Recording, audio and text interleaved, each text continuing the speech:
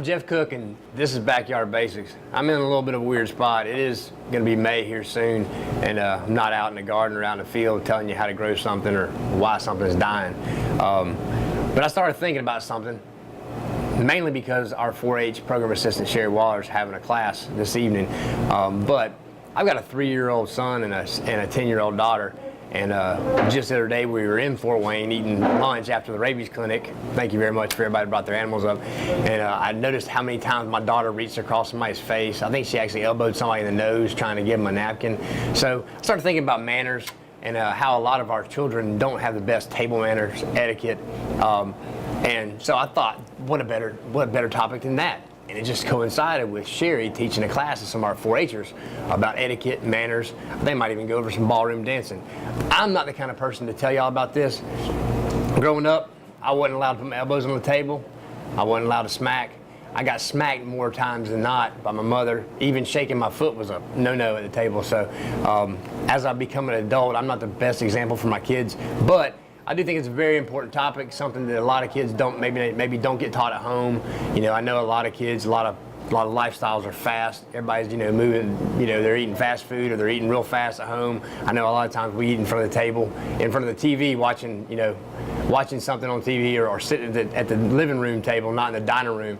So this month's show is going to be dedicated to some etiquette, some table manners, and kind of trying to show everybody, kind of how you're supposed to act at the table, not like how I act. So we're going to go get with Sherry, and she's going to tell us a little bit about some manners and etiquette that she's going to teach our 4-Hers. Hi, I'm Sherry Waller, and I'm the 4-H program assistant in Taylor County, and today we're going to be talking about dining etiquette. In this fast-paced world, most of us do not sit down at a table and eat a formal meal together. With fast food and the activities all the kids are in, it's mostly grab and go, or grab it from the stove and sit in front of the TV and watch TV and eat. Several of our team leaders here have been asked to go to a formal dinner, and they were all saying they didn't know what to do, they didn't know how to go about approaching a set table and how to eat. So that's what started this whole conversation. And today we're going to talk about the number one thing is being respectful, and the two magic words are please and thank you. Even if you have someone else serving you, you need to tell them thank you when they're bringing their plate. And to learn about the table setting, you always start from the outside in when you're picking up your utensils. And if you are sitting at a formal banquet, you always wait for somebody to tell you to go ahead and eat. You don't just sit down and start eating your salad or your dessert or whatever sitting there on the table. You wait for someone to tell you to start eating.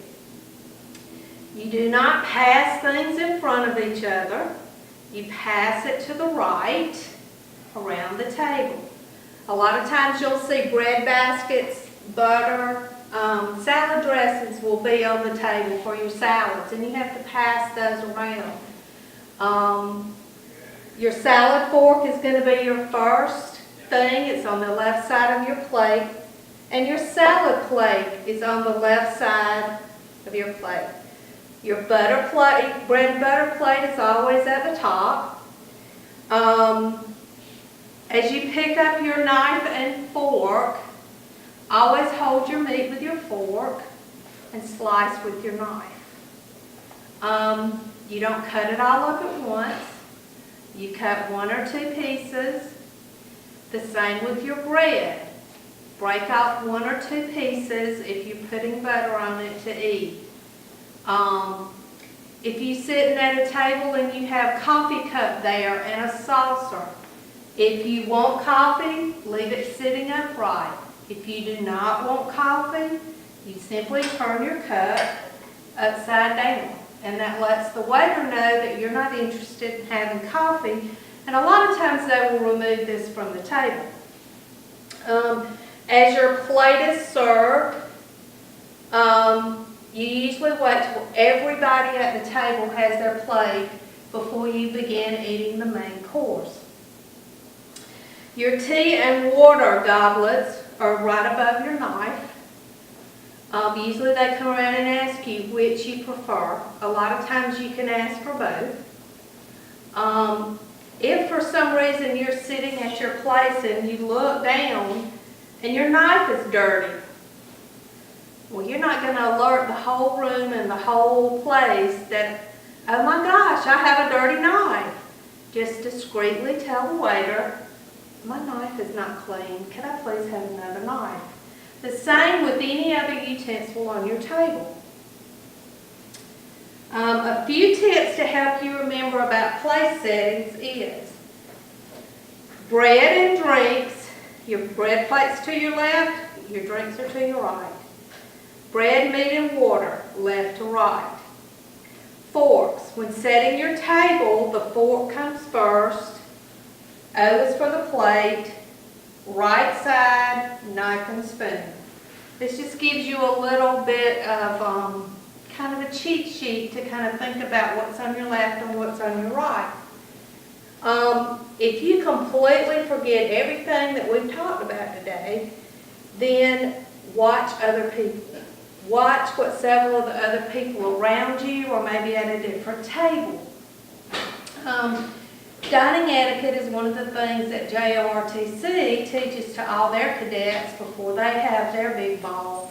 So, used to in years past, we had home ec in the schools, and this is where students learned about table settings and the manners, how to set a table. We don't have here in Taylor County anymore home ec in the schools. So this is an area where kids are lacking in some of their social skills. When they go to Rock Eagle and go to different places and have tables set like this, that's one of the things you try to teach them so they're not uncomfortable in those situations. We talked about passing food to your right. That is bread, butter, salad dressings, whatever. When you pass salt and pepper, they are a couple. You pass them together, not individually. Pass salad dressing with the saucer and the spoon. Same with the butter plate and the knife or spreader that's there. Do not reach in front of others. We've talked about that. Do not talk with food in your mouth. Take small bites. Take your time. Use good posture. And one of the main things is no elbows on the table. Keep your hands in your lap. Your napkin goes in your lap until you are finished with your meal. If you drop a piece of silverware, again, simply ask the waiters that are walking around for a replacement. When you are through with your meal, place your knife and fork at 4:20 clock position on your plate. That indicates to the waiter that you are through. Fold your napkin neatly and you can lay that across your plate. Don't push your plate away. Don't stack all the dishes up together in front of you. Serve only from the food in front of you. Once seated again, do not begin eating until others around you, or at least half of the table, has their plates in front of them. Again, if you don't, and there's a lot more pieces of silverware and glasses and things that appear on tables. You can have a cocktail fork. You can have a soup spoon, a regular spoon. Your fork and spoon that are at the top of your plate is your dessert fork and spoon. And a lot of times at huge banquets, you'll already have your dessert sitting there. But those utensils are what you are to use to eat dessert with. Because usually by that time, the waiters have picked up your plate with your knife and fork and other utensils right there. So that's why it's at the top, so that you have it there for your dessert.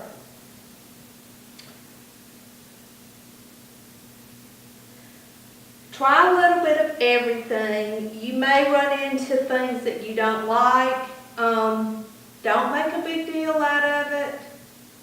Just simply taste a little bit. If you don't like it, that's fine, don't eat it. But don't make a huge deal and announce to the world that, oh, I hate this, because that's very impolite. Other dining tips would be, and in today's society, everybody has a cell phone in their hand and they never put them down. It is very disrespectful to have your phone at the table and texting. Talk about pleasant topics. Try to talk to everybody. You may be sitting at a table where there are people you don't know. Introduce yourself and make just small conversation with them. But again, no phones at the table. And that's something hard to teach our 4-Hers is leave your phone in your pocket. Don't have it out at the table texting. That's just an impolite. Again, dining with grace and elegance. It's just kindness goes a long way. And people watch you as a young adult and how you handle yourself out in public. So just remember, don't be overwhelmed. If you forget everything we've talked about, then follow your hostess or follow one of the people at the table. Well, I'd like to thank Sherry Waller, 4-H Program Assistant, for taking some time to, show everybody, give them a special course on etiquette and table manners. I know it's something that all of us need. I know I'm going to go back and watch the show, take some notes. Definitely going to show the kids, Ryan and Hayden, they definitely need some assistance, and I guess I'm probably not giving them enough of it. Next month we'll be back to more speed of what we're normally used to doing on Backyard Basics. I laughed a while back. I put in a blog that the groundhog didn't know he was talking about with winter lasting longer than another 6 weeks, but I think he was right. We got cool late, had a lot of wet weather, so a lot of people haven't really got planted. Vegetables haven't got planted. It's almost May, and getting close to May, and a lot of people still don't have their vegetable gardens all in. So hopefully next month we'll be able to go out and look at some vegetables, look at some weeds, look at some things going on in the home landscape, and kind of give you some pointers on what to do, make your yard or make your garden look a little bit better. Real quick, we're getting towards the end of the school year, so I'd like to take a real quick second and say to all the graduating seniors, congratulations. Good luck on whatever path you decide to take. And I hear the golf teams made it to the second round of the playoffs, so hopefully they do well. Somebody said my cameraman's a decent golfer. I don't know. I've seen a swing. It doesn't look too good, but anyway, that's what I've heard. But anyway, like I said, I'm Jeff. This is Backyard Basics, where we're filming in your backyard. Join us next month. And as always, send me an email, call my office either here or Fort Valley, and give me some suggestions, ideas. If you want to be on the show, you got something going on in your yard, you want to be on the show, please let me know. We'll come out and film in your house. Thank you.